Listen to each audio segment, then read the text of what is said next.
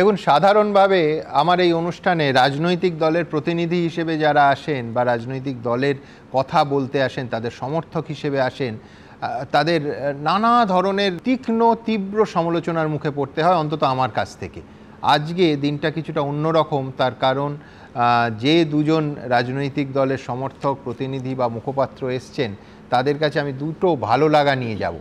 কেয়া ঘোষ বিজেপির মুখপাত্র, তার কাছে আমি এইটাই বলবো যে কোথাও একটা আজকে সকাল থেকে যারা প্রবল কৌতূহলে টেলিভিশন সেটে বা তাদের নিজস্ব মিডিয়ামে চোখ রেখেছিলেন, কোথাও একটা কিন্তু নারী শক্তির পূর্ণ প্রকাশ 140 কোটি ভারতবাসী শুধু নয়, গোটা পৃথিবী দেখেছে আজকের দিনে। কেন?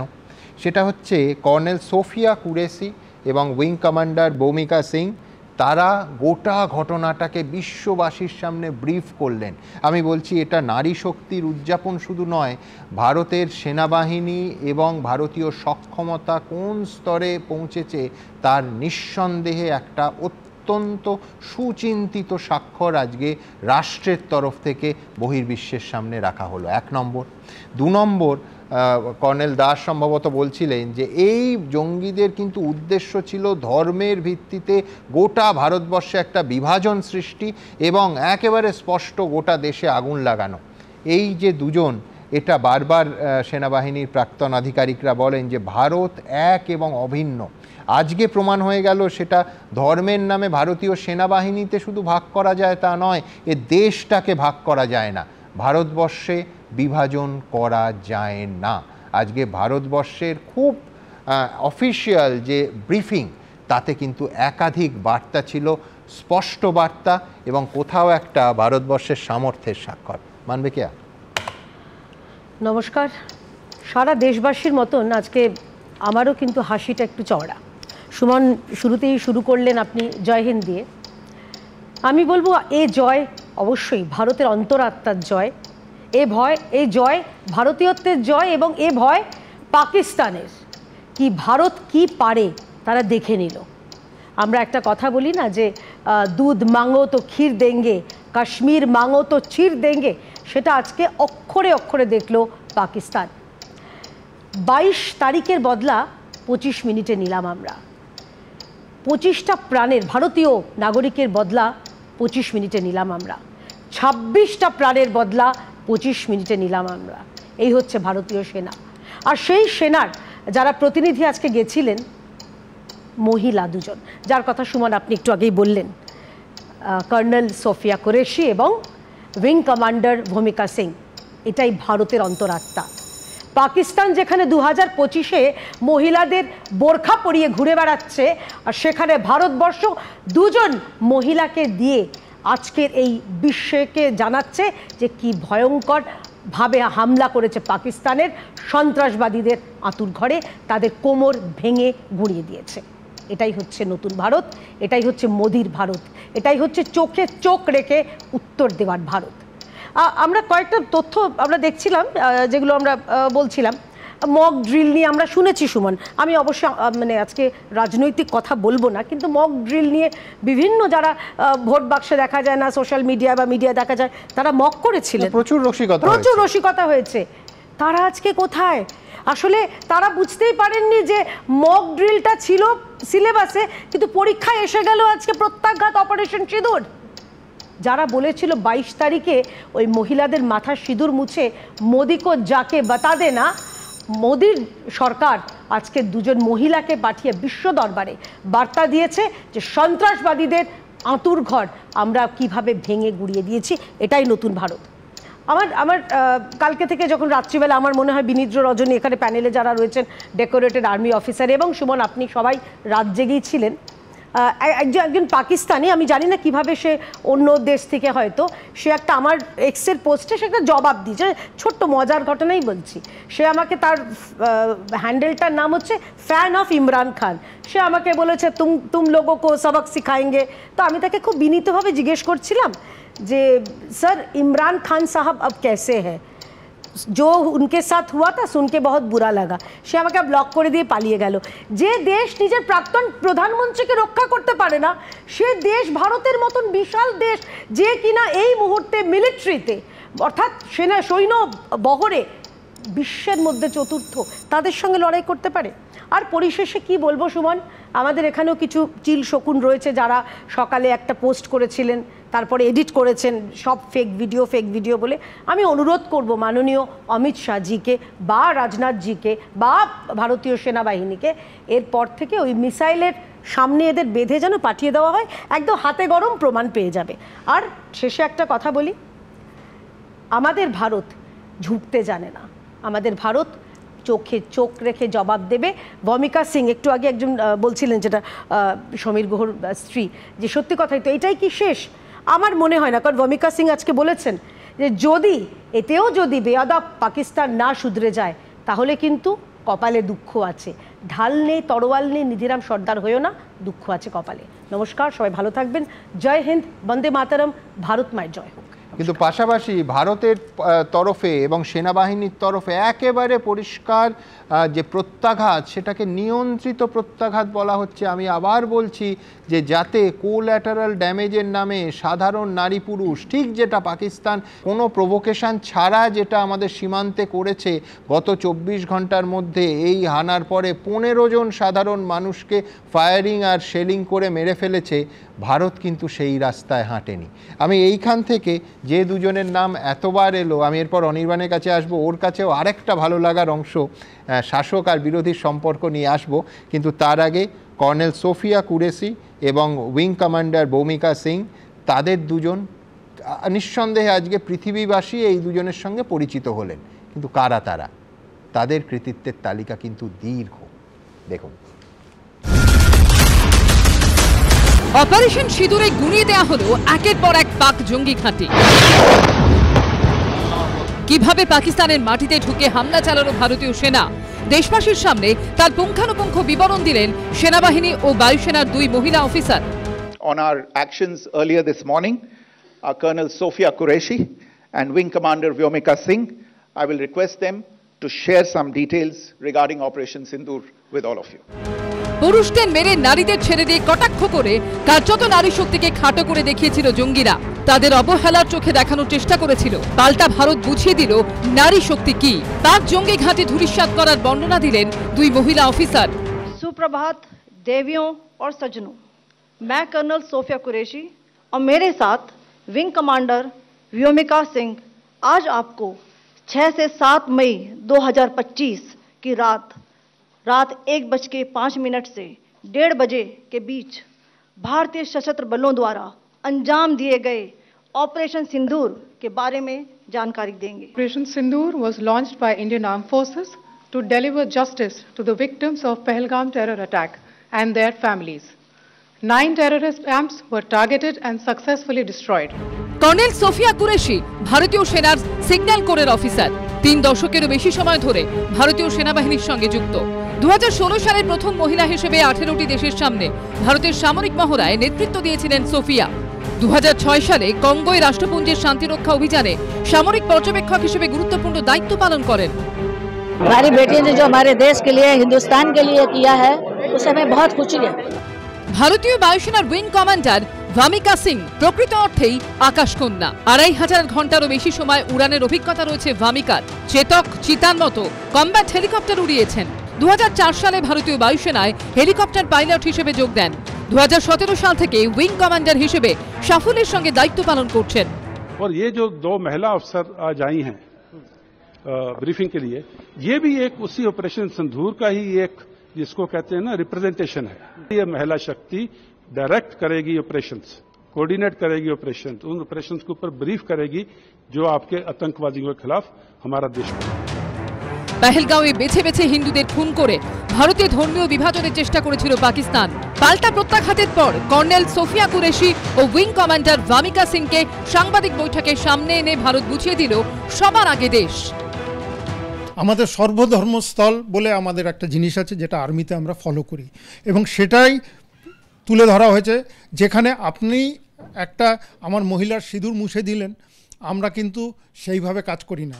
আমরা হিন্দুকেও রেখেছি, মুসলিমকেও রেখেছি। আসিম মুনিরের যে পাকিস্তানি জেনারেল, যিনি চেষ্টা করছেন একটা 2 নেশন থিওরি করবেন, হিন্দু আলাদা থাকবে, মুসলিম আলাদা থাকবে, তুমি আমার ডিভিশন করতে চাইছো আমার কান্ট্রির মধ্যে, সেটা আমরা হতে দিই না, কারণ আমরা স্ট্যান্ড ইউনিফাইড। ভারতের ইতিহাসে প্রথমবার এত বড় সামরিক অভিযানের প্রেস ব্রিফিং এর মুখ হিসেবে সামনে আনা হলো মহিলা সেনা আধিকারিকদের। এবিপি আনন্দ।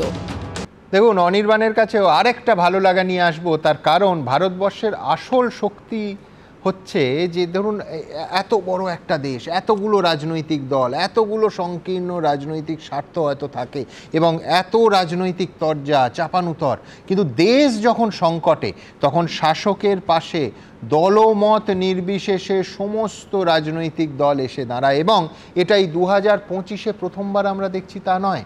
এর আগে 2001-এর 13ই ডিসেম্বর সংসদে হামলা হলো এবং তখন ঘটনাচক্রে অটল বিহারী বাজপেয়ী দেশের প্রধানমন্ত্রী এবং বিরোধী দলনেত্রী সোনিয়া গান্ধী দুজনেই সেই সময় সংসদে সৌভাগ্যক্রমে ছিলেন না। সোনিয়া গান্ধী খবর পাওয়া মাত্র প্রথম ফোনটা করেছিলেন অটল বিহারী বাজপেয়ীকে। অটল বিহারী বাজপেয়ী সংসদে দাঁড়িয়ে সে কথা স্বীকার করে বলেন যে ভারতবর্ষের সবথেকে ভালো দিক, সবথেকে গণতন্ত্রের শক্তিশালীর দিক যে এই রকম ঘটনার পর প্রধানমন্ত্রীকে প্রথম ফোন করেন বিরোধী নেত্রী, এবং অটল বিহারী বাজপেয়ী সংসদে দাঁড়িয়ে বলেন যে ভারতবর্ষে এই কারণে গণতন্ত্রের ভবিষ্যৎ সুরক্ষিত থাকতে বাধ্য।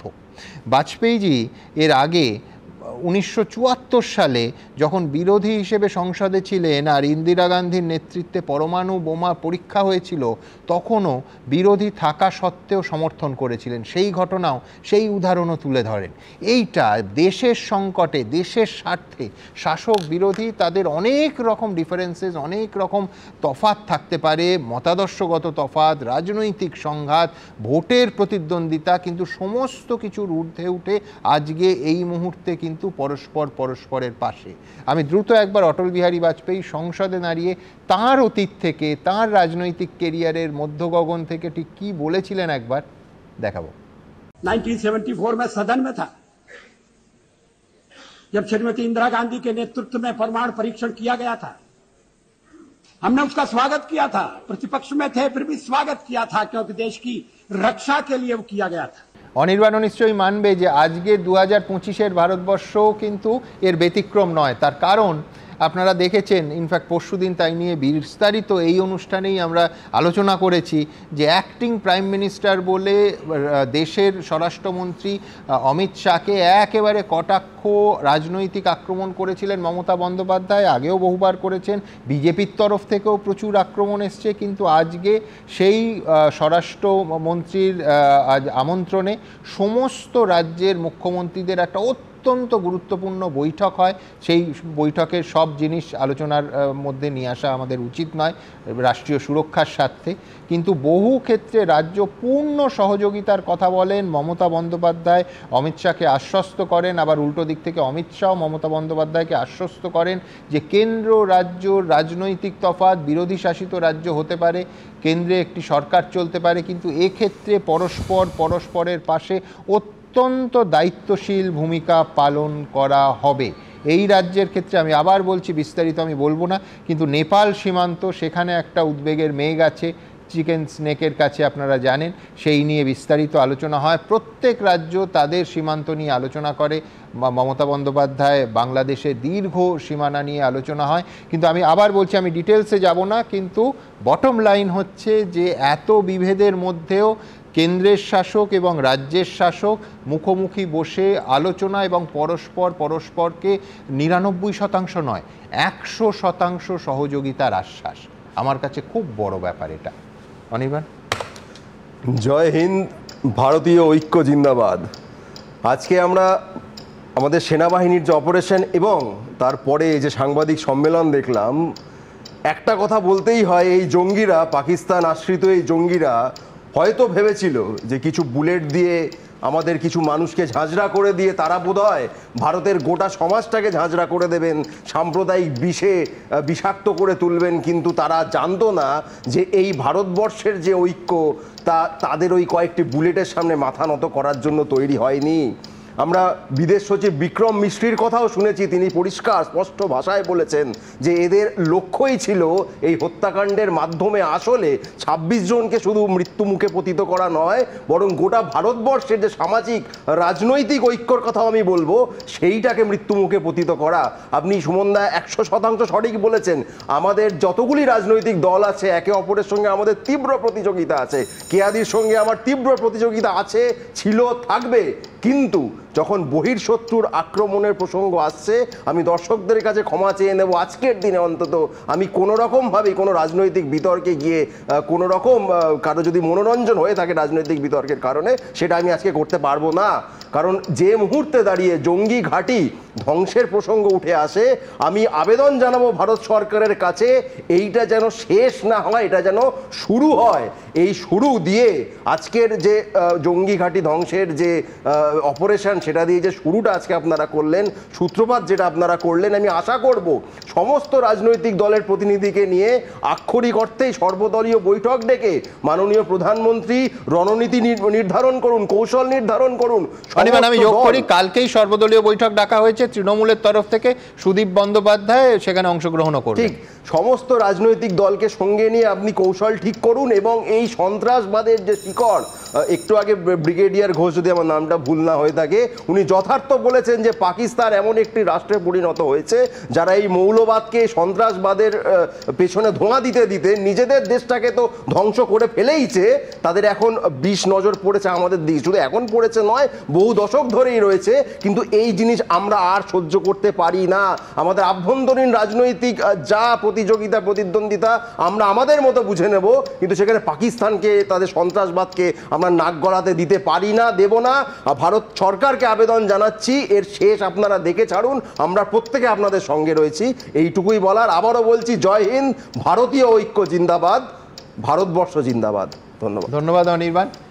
ঘটনাচক্রে অনির্বাণ এই প্রথম নির্ধারিত সময়ের মধ্যেই শেষ করলো, কিন্তু জোকস অ্যাপার্ট, আমি এইখান থেকে আমার পরের প্রতিবেদন ভারতীয় ঐক্য জিন্দাবাদ বলল অনির্বাণ। আমি ওই কথা সূত্র ধরে আজকে ভারতবর্ষের প্রধান বিরোধী দল কংগ্রেস, তাদের তরফ থেকে অখিলেশ যাদব, মমতা বন্দ্যোপাধ্যায় তো বটেই, একেবারে স্পষ্ট করে সবার আগে সোশ্যাল মিডিয়ায় লিখেছিলেন যে জয় হিন্দ, জয় ভারত। আমি প্রত্যেক বিরোধী দল তাদের প্রতিক্রিয়া এবং কিভাবে ভারত সরকারের পাশে এসে দাঁড়িয়েছেন এই দেশের সমস্ত বিরোধী দল পরের প্রতিবেদনে দেখাবো। সাব্বাস।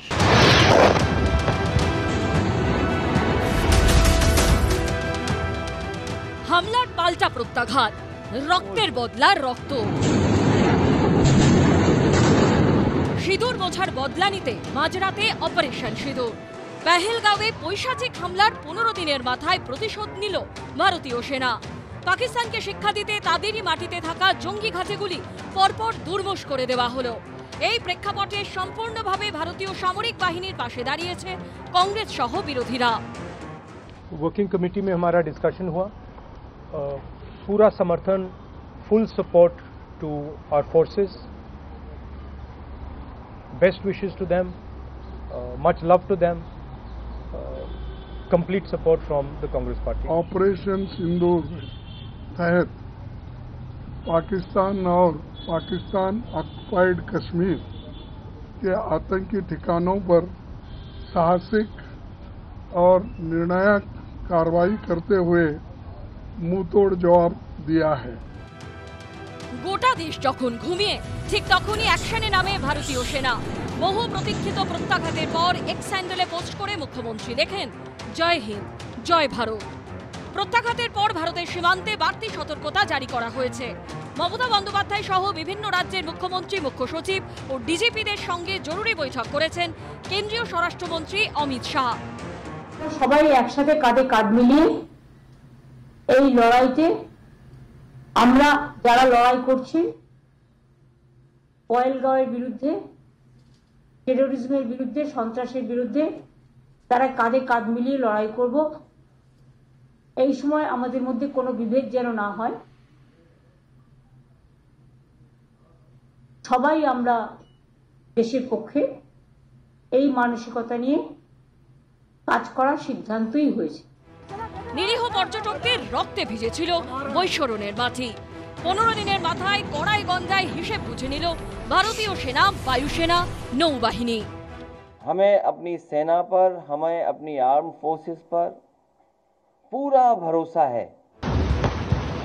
অপারেশন সিঁদুর সফল হতে বৃহস্পতিবার সকালে সর্বদল বৈঠক ডেকেছে মোদী সরকার। এবিপি আনন্দ। হ্যাঁ, দর্শক আজ চেনা তরজা পেলন না ঠিকই, কিন্তু এই ধরনের অন্তত একটা বিষয়ে শাসক বিরোধী একমত হয়েছে, এই বিরল অভিজ্ঞতা তো আমাদের সবার একসঙ্গে হলো। আমার একটু বলার আছে সুমন, আমি মমতা বন্দ্যোপাধ্যায়কে সত্যি ধন্যবাদ জানাচ্ছি। তিনি আজকের দিনে অন্তত ভারতবর্ষের সঙ্গে একাত্ম হয়েছেন, তিনি জয় হিন্দ জয় ভারত বলেছেন, ভাই অনির্বাণও একাত্ম হয়েছেন।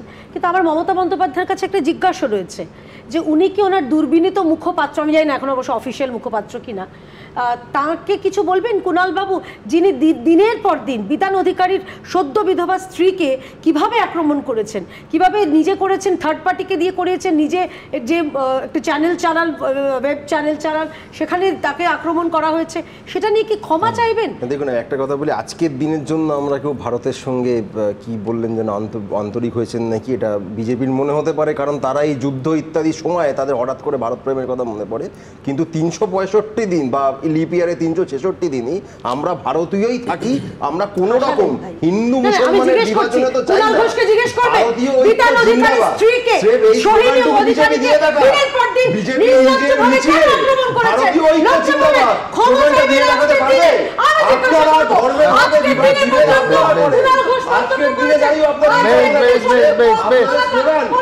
বেশ, আমি ঠিক দুটো কথা বলবো। একটা হচ্ছে এর পাশাপাশি এই ভালো জিনিসটাও বলতে হবে, আগে খারাপ জিনিসটা বলি, সেটা হচ্ছে নৌবাহিনীর সেই অফিসারের স্ত্রী, তাকে কটাক্ষে এবং সোশ্যাল মিডিয়ায় আক্রমণে চুরমার করে দেওয়া হয়েছে। কি না তিনি ইনসেন কোনো কথা বলেননি, তিনি অত্যন্ত স্থিতধীর মতো অত্যন্ত ম্যাচিওর কিছু কথা বলেছিলেন, তার জন্য হিমাংশীকে একেবারে ব্যক্তিগতভাবে তার চরিত্র হনন করা হয়েছে, সেটার সমানভাবে নিন্দা হোক। এবং পাশাপাশি ঝন্টু শেখের স্ত্রী, তিনি চাকরি পেয়েছেন, বিতান অধিকারীর বাবা মায়ের কাছে দুজন মন্ত্রী গেছেন আমি দেখেছি, নিঃসন্দেহে সেটায় প্রশংসা থাকবে। পাশাপাশি যে আক্রমণের কথা বলছেন অবশ্যই সেটার ঠিক যেমন হিমাংশীর ক্ষেত্রে নিন্দা থাকলো, এই বিতান অধিকারীর স্ত্রী সোহিনী অধিকারীর কি যে আক্রমণ, সেটাও নিন্দা করতে হবে। একটা কথা খালি বলি, দেবশ্রী চৌধুরী বিজেপি নেত্রী এবং প্রাক্তন সাংসদ মন্ত্রী, তিনি তার ফেসবুক পোস্টে মক ড্রিল নিয়ে যে ভুয়ো পোস্টগুলো করেছেন সেটা নিয়ে বিজেপি ক্ষমা চাইবে।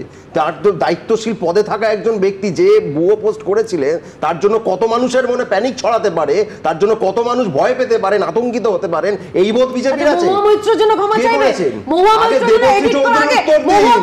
দেবশ্রী চৌধুরীর পোস্টের উত্তর দিন, হাতে বলেছে হাতে 50,000 টাকা ক্যাশ রাখতে হবে। আপনি বলেন 50,000 টাকা ক্যাশ যে কোনো সময় রাখতে পারেন। এই বিজেপি নেতা যিনি জনপ্রতিনিধি ছিলেন, তিনি জনপ্রতিনিধি ছিলেন, তাদের কোন দুজনকে থামালাম, this much and no further. অন্তত আজকের দিনে এই তরজাকে আমি একটু সরিয়ে রাখলাম। আমি এখান থেকে আমার পরের প্রতিবেদন, প্রত্যাঘাত তো বটেই, যে প্রত্যাঘাতে নিঃসন্দেহে 140 কোটি ভারতবাসী অত্যন্ত স্বস্তির নিঃশ্বাস ফেলেছেন, কিন্তু সেই প্রত্যাঘাত সম্পূর্ণ নিয়ন্ত্রিত। লক্ষ্য করবেন যে সেনাবাহিনীর তরফে যে সাংবাদিক সম্মেলন করা হয়েছে তাতে বারবার এই শব্দবন্ধ ব্যবহার করা হয়েছে। কেন নিয়ন্ত্রিত বলছি আমরা, কেন প্রত্যাঘাত নিয়ন্ত্রিত করেছে ভারত, দেখুন। 26/11 মুম্বাই হামলা থেকে 22/4 পেহেলগাঁও, গত কয়েক দশক ধরে জঙ্গি পাঠিয়ে বারবার ভারতকে রক্তাক্ত করছে পাকিস্তান, আর ভারতকে ক্ষতবিক্ষত করতে গিয়ে টার্গেট করছে নিরীহ সাধারণ মানুষকে। কিন্তু মঙ্গলবার রাতে ভারতীয় সামরিক বাহিনীর মিসাইল হ্যামার বমে ধূলিসাৎ হয়ে গেছে জৈশে মোহাম্মদ, লস্কর ই তৈবা, হিজবুল মুজাহিদিনের মতো কুখ্যাত জঙ্গিদের 9টা ঘাঁটি। আর ভারত যখন বেছে বেছে শুধু জঙ্গিদের খতম করলো, একজন নিরীহ পাকিস্তানি নাগরিকের গায়েও আঘাত হানতে দিল না, তখনও তার প্রতিশোধে সেই নিরীহ ভারতীয় নাগরিকদেরই টার্গেট করলো পাক সেনাবাহিনী। নিয়ন্ত্রণ রেখায় পাক সেনাবাহিনীর গুলি মোর্টারে প্রাণ গেল 2 শিশুসহ অন্তত 15 জন নিরীহ ভারতীয়, জখম 50-এর উপর। मैं आप सबको बताना चाहती हूं कि किसी भी सैन्य ठिकाने का निशाना नहीं बनाया गया और अभी तक किसी तरह की नागरिक क्षति की रिपोर्ट नहीं है। I think Government of India, the Indian Defence Forces have gone out of their way to ensure that no military and civilian targets were hit in Pakistan. They have only hit terror bases and launch pads. জঙ্গি ঘাঁটি ধ্বংস হয়ে যাওয়ায় অগ্নিশর্মা পাকিস্তান পাল্টা সীমান্ত বরাবর প্রচণ্ড গোলাবর্ষণ শুরু করে, যাতে 15 জন ভারতীয় নিরীহ নাগরিকের মৃত্যু হয়েছে। ভারতের পাল্টা জবাবে পাকিস্তানের 10 জন সেনা জওয়ানের মৃত্যু হয়েছে। ভারত বারবার স্পষ্ট করে দিয়েছে তাদের লক্ষ্য পাকিস্তানের সাধারণ নাগরিক কিংবা পাকিস্তানের সেনা ঘাঁটি নয়, একমাত্র লক্ষ্য জঙ্গিরা। किसी भी नागरिक ठिकाने सिविलियन पॉपुलेशन को जरा भी प्रभावित न होने देने की संवेदनशीलता भी हमारी सेना ने दिखाई है। हम कह सकते हैं एक तरीके की सटीकता, सतर्कता और मानवीयता यह हमारी भारत की सेना के जवानों ने दिखाई है। পাকিস্তানের জঙ্গিরাও নিরীহ নাগরিকদের খুন করছে, পাকিস্তান সেনাও সাধারণ মানুষকেই হত্যা করছে, অর্থাৎ সরকার ও সন্ত্রাস মিলেমিশে একাকার। এই জঙ্গি সংগঠনগুলো নন স্টেট অ্যাক্টর, এরা পাকিস্তানি সরকারের মদতে তারা আমাদের মাটিতে ঢুকে এই নিরীহ মানুষদের যা মারল, এটা আন্তর্জাতিক আইন যেগুলো আছে সেটাকে ভায়োলেট করে। ভারতবর্ষ একবারও এই রিটালিয়েশনের ক্ষেত্রে কোনো পাকিস্তানি নাগরিক, কোনো মিলিটারি এস্টাবলিশমেন্ট, কোনো শহরের কোনো ধ্বংসাত্মক ছবি তুলে ধরেনি। উল্টে পাকিস্তান বারবার এই জঙ্গিদের মদত দিয়ে ভারতের মাটিতে রক্ত বন্যা বইয়েছে, যার সাম্প্রতিকতম উদাহরণ আমরা দেখতে পেলাম কিছুদিন আগে 26 জন সহনাগরিকের মৃত্যু। আর কবে শুধরবে পাকিস্তান? কি করলে শুধরবে? ঝিলম করঞ্জাই ও ময়ূর ঠাকুর চক্রবর্তীর রিপোর্ট, এবিপি আনন্দ। কাশ্মীরে আপনারা জানেন আমার দুই সহকর্মী সুকান্ত মুখোপাধ্যায় এবং সন্দীপ সরকার আছে। আমি প্রথমে সুকান্তর কাছে চলে যাব, দুজনের সঙ্গে সরাসরি কথা বলবো। সুকান্ত, তুমি গত 3 দিন ধরে কার্গিলে আছো, চূড়ান্ত সতর্কতা, নিয়ন্ত্রণ রেখার একেবারে কাছাকাছি আছো তোমরা। এই মুহূর্তের ওখানকার পরিস্থিতি ঠিক কীরকম সুকান্ত? দেখো, একেবারে গতকালকে যা পরিস্থিতি ছিল আজকে কিন্তু বাহিনীর তৎপরতা অনেকটা বেশি। ঠিক যেখানে আমরা দাঁড়িয়ে রয়েছি এখান থেকে এলওসি কার্গিলের ডিস্টেন্স রয়েছে 8 কিলোমিটার, এবং আমরা আজকে অনেকটাই কাছে গিয়ে রিপোর্টিং করার চেষ্টা করেছিলাম, কিন্তু সেনাবাহিনীর তরফে কিন্তু অনেক আগেই আটকে দেওয়া হয়েছিল। শুধুমাত্র তাই নয়, এলওসির পাশাপাশি যে সমস্ত বা একেবারে নিকটবর্তী যে সমস্ত গ্রাম রয়েছে, বাটালিক সেক্টর কিংবা দ্রাস সেক্টরে যে সমস্ত গ্রাম রয়েছে, সেই গ্রামবাসীদের কিন্তু গতকাল রাত্রির থেকেই সবাইকে সরিয়ে নিয়ে যাওয়া হয়েছে। এবং আজকে সকালের পর থেকে কিন্তু, বা একেবারে বলা যায় যে সকালের একেবারে আলো ফোটার পর থেকে কিন্তু যারা গ্রামে রয়েছেন তাদের প্রত্যেককে বাংকারে চলে যেতে বলা হয়েছে। ফলত আজকে সব মিলিয়ে কার্গিল যে চত্বরের কথা যদি বলি, গোটা এলাকার যদি কথা বলি, সেখানে সরকারি স্কুল ছুটি দিয়ে দেওয়া হয়েছে, সরকারি অফিস ছুটি দিয়ে দেওয়া হয়েছে, এবং রাস্তাঘাট একেবারে শুনশান ছিল। যদিও অন্যান্য যে সমস্ত এলওসি বা নিয়ন্ত্রণ রেখা রয়েছে, যেমন তোমার বারামুলা ডিভিশনের উড়ি সেক্টর কিংবা কুপওয়ারাতে, যেখানে লাগাতার আজকে সকাল 10টা পর্যন্ত কিন্তু পাকিস্তানের তরফে গুলিবর্ষণ করা হয়েছে, সেনা ছাউনিকে লক্ষ্য করে এবং লাগোয়া গ্রাম লক্ষ্য করে মর্টার ছোড়া হয়েছে, কিংবা আমরা জানি জম্মুতেও নৌসেরা, রাজৌরি, পুঞ্চ প্রত্যেকটা সেক্টরে কিন্তু গুলিবর্ষণ করা হয়েছে। কার্গিলে কোথাও কিন্তু এরকম কিছু করা হয়নি, এবং এক্ষেত্রে দাঁড়িয়ে কোনো রকম কিন্তু ঝুঁকি নিতে নারাজ বাহিনী, এবং সেই কারণে কিন্তু বিকেলের পরও প্রচুর মিলিটারি ট্রাক কিন্তু এই এলওসি কার্গিলের যে সমস্ত বাংকার রয়েছে বা যেখানে ছাউনি রয়েছে সেখানে তাদেরকে পোস্টিং করা হয়েছে। সেনাবাহিনীর সূত্রে যেটা খবর, যে আজকে রাত্রিটা অত্যন্ত গুরুত্বপূর্ণ, তার কারণ কালকে রাত্রির 1:05 থেকে 1:30টার মধ্যে একদম শার্প অপারেশন করেছিল ভারতীয় বায়ুসেনা। ফলত আজকে কোথাও না কোথাও পাক সেনার তরফে তার পাল্টা জবাব যদি দেওয়া হয়, সেক্ষেত্রে কিন্তু প্রস্তুত রয়েছে আমাদের সেনাবাহিনী। এয়ার ডিফেন্স সমস্ত সিস্টেমকে একেবারে অ্যাক্টিভ রাখা হয়েছে, যাতে কোনোভাবে যদি কোনো রকম অনুপ্রবেশ হয় বা যদি কোনোভাবে স্ট্রাইক করা। জানিয়ে রাখি, আজকে রাজস্থান সীমান্তে রাতভর বায়ুসেনা মহড়া দেবে।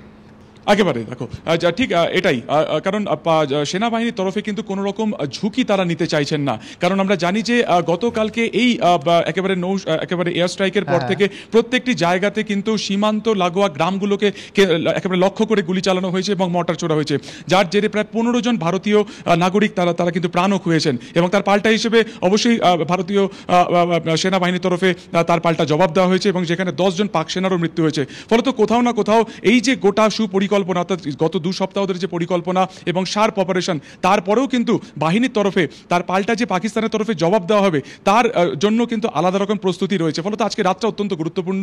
কার্গিল সেক্টর পুরোপুরি যে সমস্ত শহরের লোকজন রয়েছে তারা অনেকটাই ফাঁকা হয়ে গেছে, তারা কিন্তু নিরাপদ দূরত্বে সরে গিয়েছে, বাহিনী কিন্তু একদম প্রস্তুত রয়েছে পাক সেনার জবাব দিতে। ধন্যবাদ সুকান্ত। নিঃসন্দেহে আজকের রাতটা অত্যন্ত গুরুত্বপূর্ণ। আমি আমার আরেক সহকর্মী সন্দীপ সরকারের কাছে চলে যাব। সন্দীপ, গত 6 দিন ধরে তুমি ওই এলাকায় আছো, যদি 24 ঘন্টা মানে ভারতীয় সশস্ত্র বাহিনীর ইন্ডিয়ান আর্ম ফোর্সের যে অভিযান তারপরে 24 ঘন্টার মধ্যে মানে গতকাল আর আজকের মধ্যে এই সময় যদি ধরো কতটা পরিস্থিতি পাল্টেছে সন্দীপ?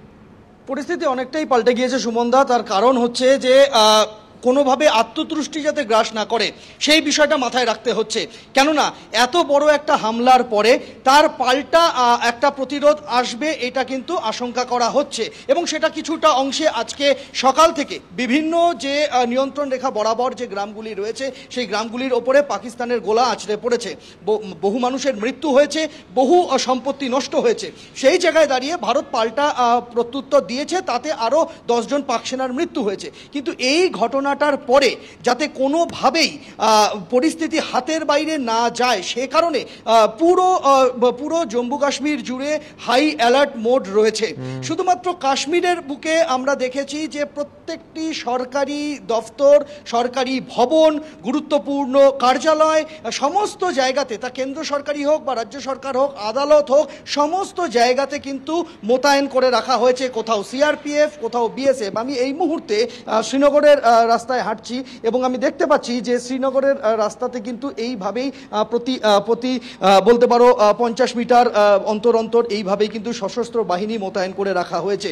তারা কি করছেন? তাদের দায়িত্ব হচ্ছে যে যাতে কোনো রকম রাতের অন্ধকারে কোনো রকম নাশকতার ঘটনা না ঘটে সেই বিষয়টাকে নজর রাখা। তুমি দেখতে পাবে যে আমি যেখানে দাঁড়িয়ে রয়েছি এই রাস্তা বরাবরই কিন্তু একটা নির্দিষ্ট দূরত্ব অন্তর অন্তর, এটা ডাল লেকের একদম লাগোয়া, ডাল লেকের সামনে রাতভর যে এই রকম সশস্ত্র বাহিনীর পাহারা সেটা কিন্তু আমরা গতকালও দেখিনি বা তার আগে দেখিনি, আজকে আমরা দেখতে পাচ্ছি। তার কারণ আজকের দিনটা অন্যরকম, আজকের রাতটা অন্যরকম, আজকের রাতটা অনেকটা সতর্ক থাকার রাত।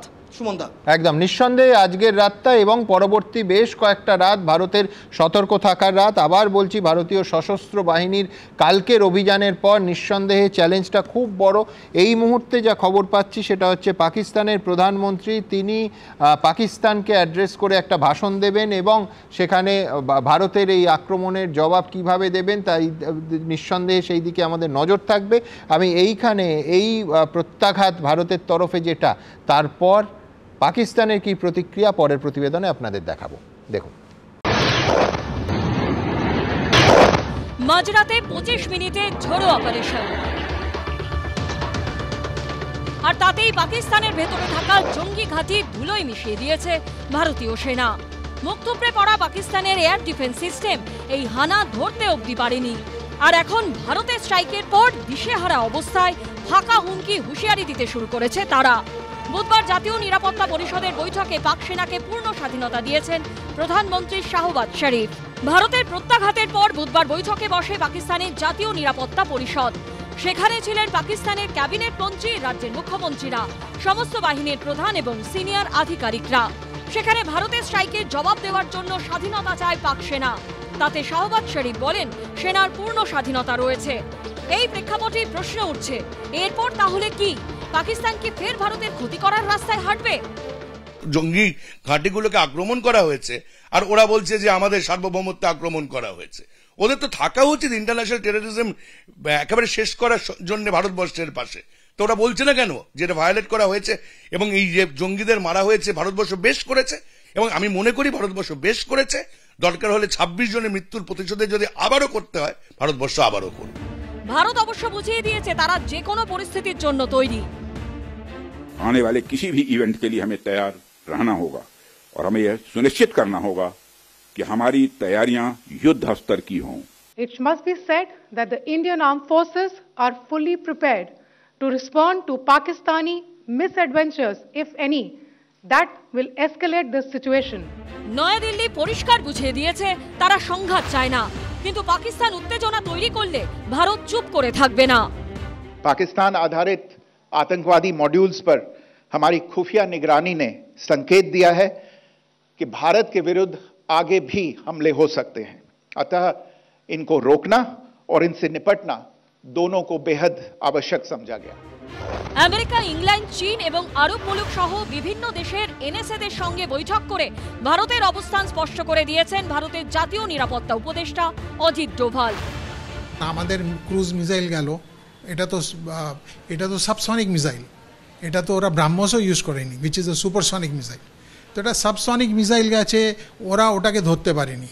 এইগুলো পাকিস্তানরা একটা ইয়ে করছে, কি বলে, সাইকোলজিক্যাল অপারেশন করছে। তবে শুরুতে কিছুটা হম্বিতম্বি করেও পরে অবশ্য পাকিস্তান সুর নরম করে নিয়েছে। পাকিস্তানের প্রতিরক্ষা মন্ত্রী খ্বাজা আসিফ জানিয়েছেন, ভারত উত্তেজনা প্রশমন করলে পাকিস্তানও সমস্যা সমাধানে এগিয়ে আসবে। কিন্তু পাকিস্তানের কথা আর কাজ কোনোদিন একরকম হয় না। গত প্রায় 2 সপ্তাহ ধরে সংঘর্ষ বিরতি চুক্তি লঙ্ঘন করে গুলি ছুড়ে চলেছে তারা। বুধবারও পাক সেনার ছোড়া গোলায় শিশু সহ 15 জন ভারতীয়ের মৃত্যু হয়েছে। পাল্টা ভারতীয় সেনার ছোড়া গুলিতে 10 জন পাক সেনার মৃত্যুর খবর মিলেছে। আবিদ দত্ত ও ঝিলম করঞ্জাইয়ের রিপোর্ট, এবিপি আনন্দ। ব্রিগেডিয়ার দাস, নিঃসন্দেহে পাকিস্তানের প্রধানমন্ত্রী জাতিকে অ্যাড্রেস করবেন, কিন্তু নিঃসন্দেহে ওনার স্ট্র্যাটেজি তো বলবেন না। ভারতের শুধু তো আগামী রাত নয়, আগামী কত রাত কিভাবে প্রস্তুত থাকা উচিত? দেখুন, আজকে যে ভারতবর্ষ প্রেস কনফারেন্স করেছে, হ্যাঁ, তাতে কিন্তু একটা অপটিক্স বলে জিনিস হয়, ন্যাশনাল অপটিক্স। তো আপনি যদি দেখেন ওনার ভাষাতে, আমাদের ফরেন সেক্রেটারির কোনো উল্লাস ছিল না, কোনো উদ্বেগও ছিল না, কোনো প্ররোচনা ছিল না, আস্ফালনও ছিল না, উস্কানিও ছিল না। উনি হার্ড ফ্যাক্টস বলেছেন ভারতবাসীদের এবং দেশের মানুষদের এবং বিদেশের মানুষদের, যে কি ভারত করেছে, একটা ঘটনা ঘটেছে, তার হার্ড ফ্যাক্টস বলেছেন। এবার পাকিস্তানের যদি অপটিক্স দেখেন, তাহলে তারা কতগুলো জেট নামিয়ে নিয়েছে। উল্টে উনি বলেছেন যে আমরা জিনিসটাকে এসকালেট করতে চাই না এবং এখানে ইতিতান্তি উনি কিন্তু আসলে একটা ফেস সেভিং এক্সিট দিয়েছেন পাকিস্তানকে।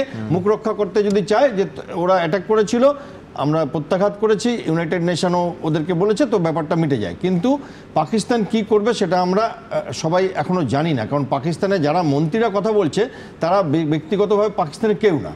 পাকিস্তানের আর্মি ডিসাইড করে, পাকিস্তানের আইএসআই ডিসাইড করবে পাকিস্তান কি করবে।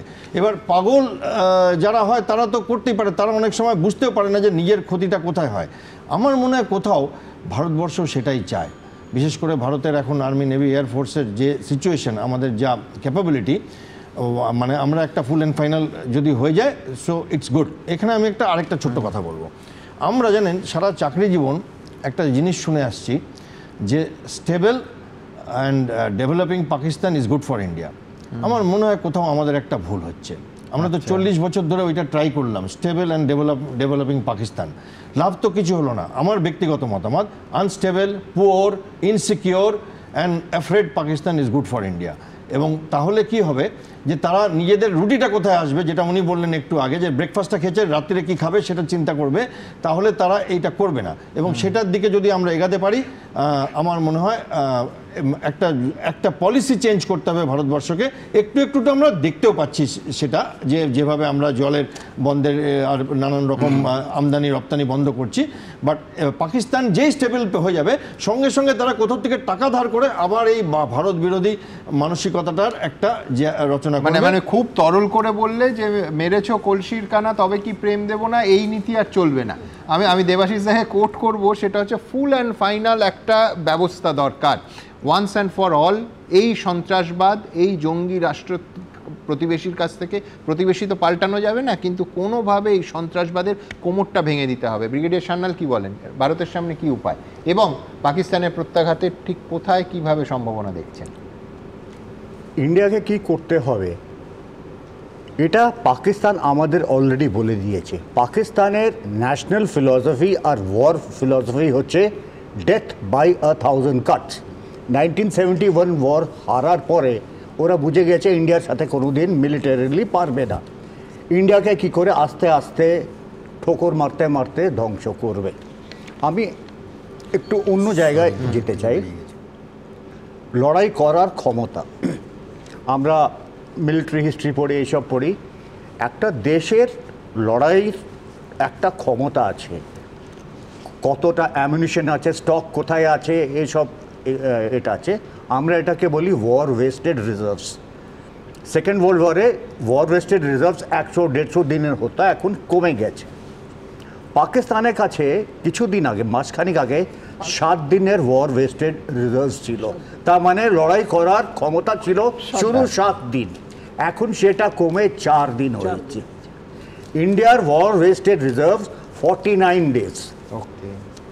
এখন পাকিস্তান ইন্ডিয়াকে কি করতে চায়? পাকিস্তানের কাছে টার্কি থেকে কিছু অ্যামিউনিশন এইসব এসছে শিপে। ইন্ডিয়ান নেভি এখনও পুরোভাবে এফেক্টিভ হয়নি। যদি পাকিস্তান এই 4 days ওয়ার ওয়েস্টেড রিজার্ভ নিয়ে ইন্ডিয়ার উপরে যদি প্রতিঘাত করে, তাহলে সমস্যাটা অন্য ধরনের হয়ে যাবে। পাকিস্তানে কোনো শিপ আর ঢুকবে না। আর এরা 4 দিনের অ্যামিউনিশনটা নিয়ে কতদিন লড়বে? ঠিক, হয়তো পাকিস্তানকে সারেন্ডার করতে হবে, হয়তো পিওকে আমাদের কাছে চলে আসতে পারে উইদাউট ফায়ারিং আ শট, একটা আর এক্সট্রিম। তো আমাদের দেখতে হবে পাকিস্তান যদি প্রতিঘাত করে, it is to the benefit of India. বেশ, আমি বাকি দুজনের কাছেও আসবো, কিন্তু তার আগে দ্রুত একবার আপনাদের দেখাতে চাইবো একটা শব্দ ব্যবহার করলেন ব্রিগেডিয়ার সান্যাল, ক্ষমতা। ভারতীয় সশস্ত্র বাহিনী কালকে যে অভিযানটা চালালো, নিঃসন্দেহে তার ক্ষমতার, পূর্ণাঙ্গ ক্ষমতার একটা ভগ্নাংশ, সামান্য অংশ ব্যবহার করে সেটা 9টা জায়গায় 21টা মিসাইল হানা এবং 25 মিনিটের মধ্যে খেল খতম। ঠিক কীভাবে চললো এই অপারেশন, ডিটেলস পরের রিপোর্টে।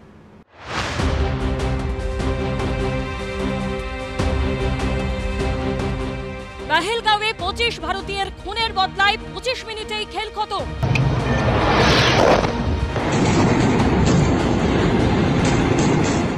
নটি জায়গায় 21 বার মিসাইল হামলা, কিন্তু কোন অস্ত্রে শত্রুকে কুপকাত করে বাজিমাত করল ভারত? বায়ুসেনা সূত্রে খবর, মঙ্গলবার গভীর রাতে রাফাল থেকে স্কাল্প মিসাইল ছুড়ে জঙ্গি ঘাঁটি ধ্বংস করে বায়ুসেনা। রাফাল থেকে ছোড়া স্টর্ম শ্যাডো বা স্কাল্প মিসাইল নির্দিষ্ট লক্ষ্যে আঘাত হানতে সক্ষম। 250 কিলোমিটার দূরত্ব পর্যন্ত আঘাত হানার পাশাপাশি মাটির বহু গভীরে তার তীব্রতা ছড়িয়ে দিতে পারে। একটি স্কাল্প মিসাইলের ওজন মোটামুটি 1300 কেজি। দূর থেকে আক্রমণ শানিয়ে ধ্বংসের মাত্রা বাড়াতে এই ক্ষেপণাস্ত্র প্রয়োগ করা হয়ে থাকে। আগেই মিসাইল ব্যবহার করত ব্রিটেন ও ফ্রান্স। প্রত্যাঘাতে ব্যবহার করা হয় হ্যামার স্মার্ট বম। শক্তিশালী বাংকার, কংক্রিটের বহুতল এক নিমেষে গুড়িয়ে দিতে পারে এই হ্যামার স্মার্ট বম। 50 থেকে 70 কিলোমিটার দূরে ছোড়া যায় এই smart bomb. It is a very, very potent weapon for us to be used against concrete bunkers. যেমনি ধরুন ওই ভাওয়ালপুরে যে পুরো কনস্ট্রাকশনটা ছিল, ওদের ফুল কংক্রিট কনস্ট্রাকশনস, আর নিচে বেসমেন্টও একটা কংক্রিট কনস্ট্রাকশন ছিল। তো আপনারা যদি পিকচার্স দেখেন, আসল পিকচার্স যেখানে ওখান থেকে পাঠানো হয়েছে অনেকগুলো চ্যানেলসে, আপনাদের চ্যানেলে, তো ওখানে দেখা যাচ্ছে যে this bomb has penetrated the ওপর রুফটপ, তারপরে বেসমেন্ট করে ভেতরে গিয়ে it has burst. So it is that powerful, এত পাওয়ারফুল বম্ব। এছাড়াও লয়টারিং মিউনিসনস বা কামিকাজে ড্রোন। রাশিয়া ইউক্রেন যুদ্ধে গুরুত্বপূর্ণ ভূমিকা নিয়েছিল এই ড্রোন। মঙ্গলবার রাতে পাকিস্তান ও পাক অধিকৃত কাশ্মীরে জঙ্গি ঘাঁটি ধ্বংসে ব্যবহার করা হয় এই মারণাস্ত্র। কামিকাজে একটি জাপানি শব্দ। দ্বিতীয় বিশ্বযুদ্ধের সময় জাপানি ফৌজের বিমান বাহিনীর একটি বিশেষ শাখাকে বলা হতো কামিকাজে স্পেশাল অ্যাটাক ইউনিট। শত্রুপক্ষের যুদ্ধ জাহাজে আত্মঘাতী হামলা চালানোই ছিল এদের কাজ। সেই কায়দাতেই তৈরি কামিকাজে ড্রোন। ঠাসা বারুদ ও অস্ত্র নিয়ে একদম সঠিক নিশানায় শত্রুর উপর আঘাত হানতে সক্ষম এই কামিকাজে ড্রোন, যা ব্যবহার করা হয় মঙ্গলবার রাতে। লঞ্চ করার পরে কি হয়, তখন ওই ড্রোনটা, যেটা বলছিলাম লয়টারিং মিউনিশন, ড্রোনটা এটাকে তখন এই রকেটটা, তখন এই যে মিসাইলটা তখন একটা জায়গায় যায়, যেখানে গিয়ে ওখান থেকে লয়টারিং মিউনিশনটাকে ফায়ার করে। এটা তখন ওইখানে এই টার্গেটের উপরে গিয়ে ওটা ঘুরতে লয়টার করে, কারণ ওদের কাছে গ্রিড রেফারেন্স আছে যে এক্স্যাক্ট ওই লোকেশনটা কি, ওই টার্গেটটা কি। ওয়ান্স ইট ইজ লকড, হ্যাঁ লক, তখন ওরা এই আপনার ওয়ারহেডটাকে ফায়ার করে। এই ওয়ারহেডটা হচ্ছে হ্যামার। পাকিস্তানের সঙ্গে সংঘাতের আবহেই সম্প্রতি রাফাল ও সুখোই নিয়ে মহড়া করেছিল ভারতীয় বায়ুসেনা। মঙ্গলবার রাতের অপারেশনে রাফালের সঙ্গে সুখোই যুদ্ধ বিমানও। ময়ূখ ঠাকুর চক্রবর্তী ও আবির দত্তের রিপোর্ট, এবিপি আনন্দ। ব্রিগেডিয়ার ঘোষ, আপনার কাছে আসবো। সেটা হচ্ছে, এখনো পর্যন্ত প্রকাশ্যে অস্ত্র শক্তি দিয়ে পাকিস্তানের পাশে একমাত্র তুরস্ক দাঁড়িয়েছে। চীনের ক্ষেত্রে অবস্থানটা কি হবে? মানে বন্ধু হিসেবে কাকে সামরিক ক্ষেত্রে পাকিস্তান পাশে পেতে পারে? ভীষণ ইম্পর্টেন্ট জিনিস আপনি টাচ করলেন। যদিও চীন যে রিয়াকশন দিয়েছে আফটার দ্য অ্যাটাক, একদম সেটা কিন্তু খুবই সংযত, সেটাতে কোনো ইউফোরিয়া নেই, কোনো জিঙ্গোইজম নেই, বলেছে রেস্ট্রেইন ইউজ করো ইত্যাদি ইত্যাদি। কিন্তু যদি আপনি এই যুদ্ধটা দেখেন, যুদ্ধ বলা যায় যেটা হতে চলেছে, পাকিস্তানের চেয়ে অনেক বেশি ক্ষতি হবে চীনের। I make a statement of fact. কেন বলছেন?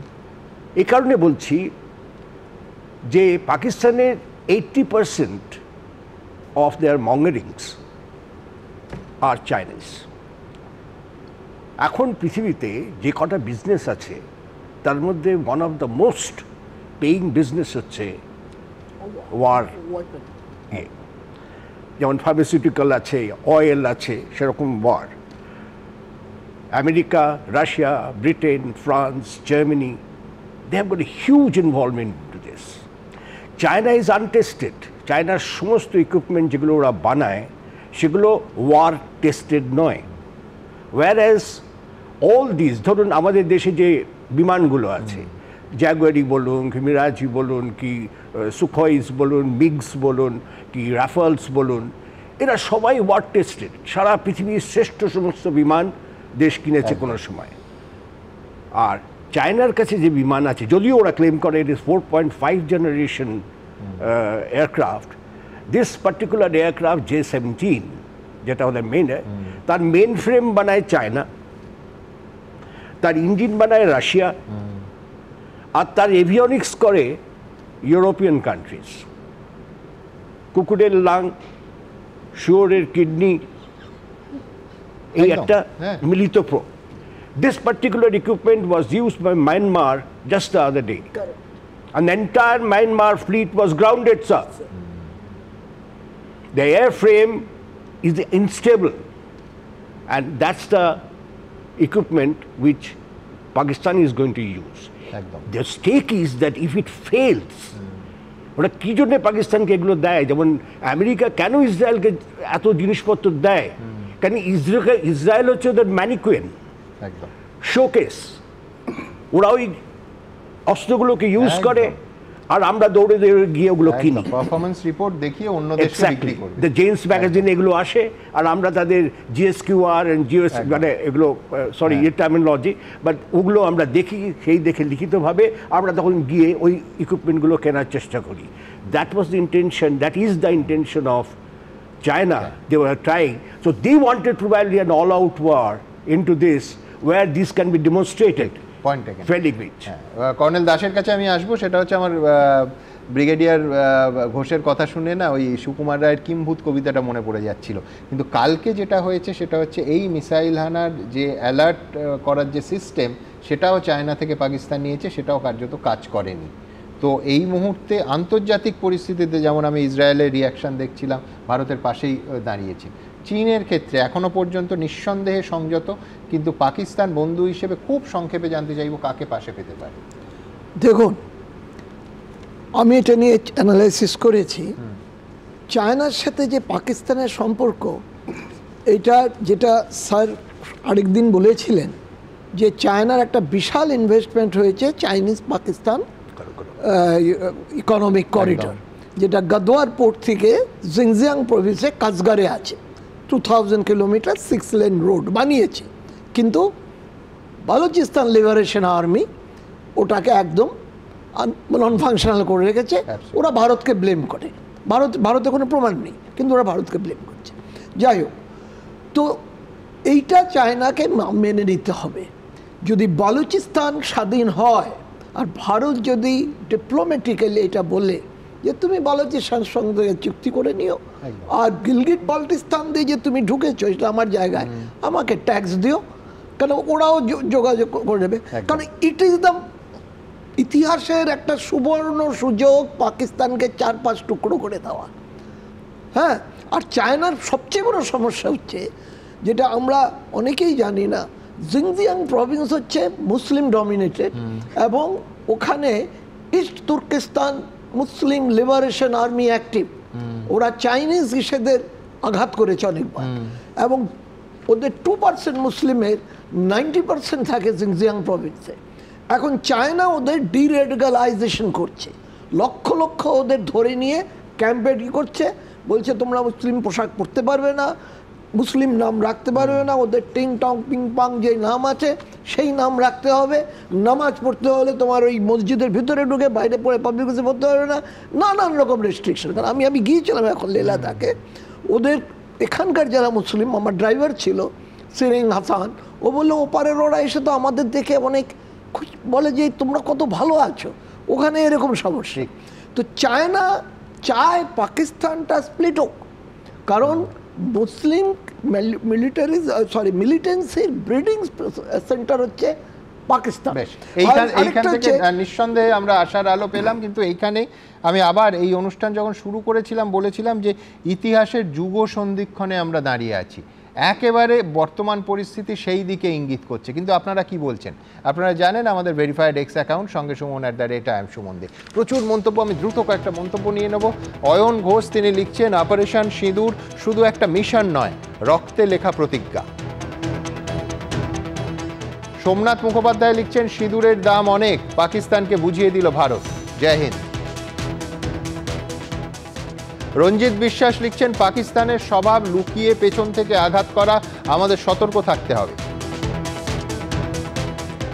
নির্মাল্য বসু লিখছেন, লস্কর জৈশ হিজবুলের ঘাঁটি ধ্বংস করে সেনা বোঝালো ভারতকে চোখ দেখালে মুছে যাবে পাকিস্তান। কুণাল চক্রবর্তী লিখছেন, পাকিস্তানের জঙ্গি আর সেনার মধ্যে কোনো ফারাক নেই, এরা শুধু ভারতীয়দের ক্ষতি করতে পারে। নিঃসন্দেহে পাকিস্তানের পরবর্তী পদক্ষেপের দিকে আমাদের নজর থাকবে, কিন্তু এখনো পর্যন্ত ভারতবর্ষের সশস্ত্র সেনার এই আক্রমণের পর, সশস্ত্র বাহিনীর এই প্রত্যাঘাতের পর আন্তর্জাতিক মহল কি বলছে, অন্যান্য দেশরা কি বলছে, আমি খুব সংক্ষেপে সেইগুলো আপনাদের দেখাবো, তারপর আবার আলোচনায় ফিরব। দেখুন, পাকিস্তানকে জবাব দিল ভারত। পাকিস্তানের সামরিক ঘাঁটিতে কোনো আঘাত হানল না, সাধারণ পাক নাগরিকদেরও ছুঁল না, শুধু জঙ্গি ঘাঁটিগুলি ধ্বংস করে দিল। সূত্রের খবর, হামলার মুহূর্তে বাহাওয়ালপুরে 250-এরও বেশি জঙ্গি ছিল বলে অনুমান, মুরিদকে 120-র বেশি, মুজাফফরাবাদে 110 থেকে 130, কোটলিতে 75 থেকে 80 জন জঙ্গি ছিল বলে অনুমান করা হচ্ছে। তেমনি শিয়ালকোটে প্রায় 100 জন, গুলপুরে 75 থেকে 80 ও ভীমবেরে 60 জন জঙ্গি ছিল বলে অনুমান। রাফাল ও সুখোই থেকে ছোড়া মিসাইলে তাদেরই অনেকে শেষ হয়ে গেছে বলে মনে করা হচ্ছে। আর সন্ত্রাসের বিরুদ্ধে ভারতের এই কড়া অবস্থানকে সমর্থন করেছে Israel. First of all, no doubt, India has the right to self-defense. I think it's a very clear message from India to the terrorist. That was an action of self-defense, and the message to the terrorist was sent very clearly. India and rest of the world will not tolerate any terror activities in the world. বিদেশ মন্ত্রী S Jaishankar x হ্যান্ডেলে জানিয়েছেন, পাকিস্তান ও পিওকের মাটিতে একের পর এক জঙ্গি ঘাঁটিকে উড়িয়ে দেবার পর ফ্রান্স, জার্মানি, জাপান, স্পেন, কাতার সহ বিভিন্ন দেশের বিদেশ মন্ত্রীদের সঙ্গে তার কথা হয়েছে। প্রত্যেকেই পেহেলগাঁও হত্যাকাণ্ডের জন্য দুঃখ প্রকাশ করেছেন বলে জানিয়েছেন জয়শঙ্কর। অন্যদিকে পাকিস্তানের বন্ধু দেশ হলেও পেহেলগাঁও কাণ্ডের পর সেভাবে প্রকাশ্যে শাহবাজ শরীফের সরকারের পাশে দাঁড়াতে দেখা যায়নি চীনকে। তবে অপারেশন সিঁদুরের পর চীনের বিদেশ মন্ত্রকের তরফে বিবৃতি দিয়ে জানানো হয়েছে, ভারতের সামরিক অভিযানকে দুঃখজনক বলে মনে করে চীন। আমরা বর্তমান পরিস্থিতি নিয়ে উদ্বিগ্ন। ভারত ও পাকিস্তান সবসময় একে অপরের প্রতিবেশী ছিল এবং থাকবে। তবে এরই সঙ্গে এও জানানো হয়েছে যে চীন সব ধরনের সন্ত্রাসবাদের বিরোধিতা করে। I think the international community has been very supportive of India. Everybody realizes that, India had to react because of the terrorist incidents. After all, 26 of our innocent people have been killed in a cold-blooded manner and in a communal manner after asking their religion. So there is a lot of sympathy for India. I think Pakistan is going to be disappointed with the statement that China has made. Modi ও ট্রাম্পের সম্পর্ক বন্ধুত্বপূর্ণ হলেও বর্তমান পরিস্থিতিতে America আবার ভারত, পাকিস্তান দুপক্ষকেই খুশি রাখার কৌশল নিয়ে এগোচ্ছিল। অপারেশন সিঁদুরের পর সেটাই আরেকবার বুঝিয়ে দিলেন মার্কিন president. It's a shame we just heard about it just as we were walking in the doors of the Oval, Just heard about it. I guess people knew something was going to happen based on a little bit of the past. They've been fighting for a long time. You know, they've been fighting for many, many decades and centuries, actually, if you really think about it. No, I just hope it ends very quickly. এদিকে operation সিঁদুরের পর Europe সফর স্থগিত করেছেন প্রধানমন্ত্রী Narendra Modi. Croatia, Norway ও Netherland সফর বাতিল করেছেন। এবিপি আনন্দ। পেহেলগামে নিরীহ পর্যটকদের নৃশংস হত্যার পর পাকিস্তান যে সিঁদুরে মেঘ দেখেছিল, সেটা মাঝরাতে যে অপারেশন সিঁদুরে বদলে যাবে, সেটা বোধহয় ষড়যন্ত্রকারীরা স্বপ্নেও ভাবতে পারেনি। পেহেলগাঁও হামলার পর থেকে একের পর এক কড়া কূটনৈতিক পদক্ষেপ নিয়েছে ভারত। তারপর সোজা পাকিস্তানের মাটিতে আঘাত। বার্তা একটাই, সন্ত্রাসের নামে ভারতের সাধারণ মানুষের রক্ত ঝরালে চড়া মূল্য দিতে হবে। আমাদের সরকার আর সেনাবাহিনীর থেকেও 140 কোটি মানুষের প্রত্যাশা এটাই। আজ দাবি একটাই, একইভাবে পৃথিবীর যে কোনো প্রান্তে লুকিয়ে থাকা সমস্ত চক্রান্তকারীদের যেন প্রাণ ভয় বলতে হয়, কেস দেবেন না প্লিজ। কেস দেবেন না প্লিজ।